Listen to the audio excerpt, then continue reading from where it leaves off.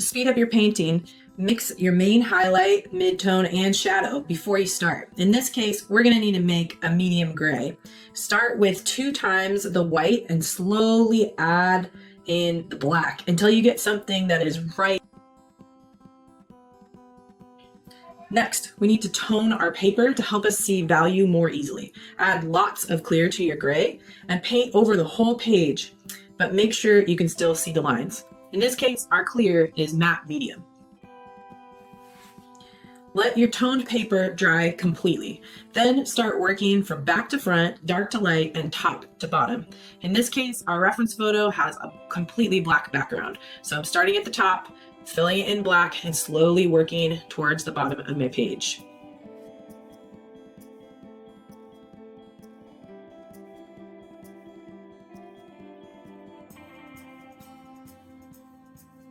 Now that the background is complete, I move to the midground. Again, I will work from dark to light, back to front, and I need to add in directional brush strokes this time. So the brush strokes need to match the shape of the object I'm painting to help it look three-dimensional. Anything round, I make curved brush strokes like a C or a U. Anything flat, I'm going to make straight, flat brush strokes. The cone and the cylinder have both flat sides and curved strokes. The key is to just always follow the outline of whatever object you're painting. Imagine your brush is actually going over the top of the object.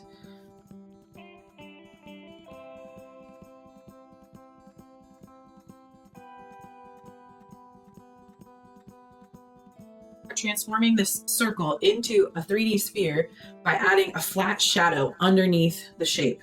Then I'm going to put a curved shadow just inside the edge of the outline.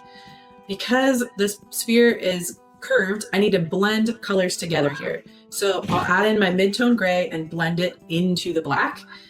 Before I add my gray, I'm going to make sure that my brush is completely clean so that I get nice clean midtone added onto my paper. And then I'll pull that lighter color into my darker color and paint over it quickly many times to mix those colors together on my page.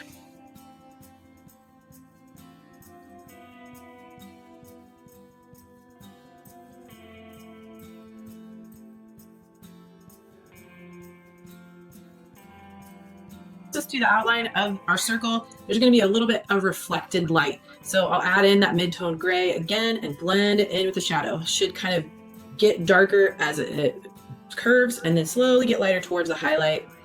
The last step is to add that bright white and start blending it into the middle gray so that we've got highlights close to our light source and shadows away from them.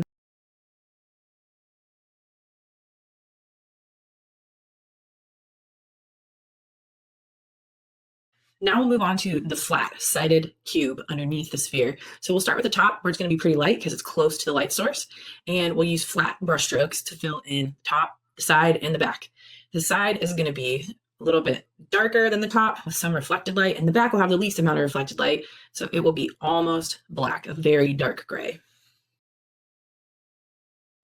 As we move to our cylinder, there is a flat top, so we'll use straight brush strokes. The top is close to the light, so it will be a light gray, and the curved sides at the bottom of the cylinder will be dramatically darker to help us show that there's a change in plane on our form.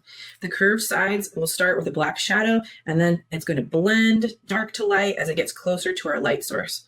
All curved brush strokes to show that rounded form. Let's repeat our method for the cone. First, we're going to put in the shadow, then our midtone grays. We'll blend those together, and then finally white closest to the light source for our highlights.